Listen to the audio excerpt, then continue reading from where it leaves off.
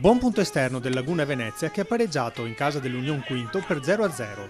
Partita di sofferenza quella del team nero-verde di mister Trevisanello, che ha visto un'ottima prestazione del portiere Seguso.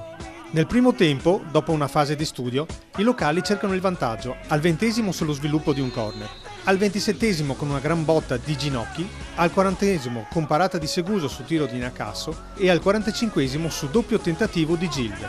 Sempre nel primo tempo da segnalare le proteste del Laguna Venezia per un fuorigioco fischiato a Montean lanciato in contropiede. Nel secondo tempo, sempre all'inizio, altra grande parata di Seguso su Martina.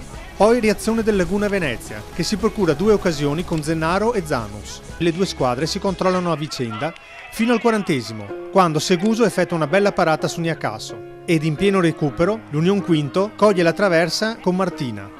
Alla fine, risultato finale, Union Quinto Laguna Venezia 0-0.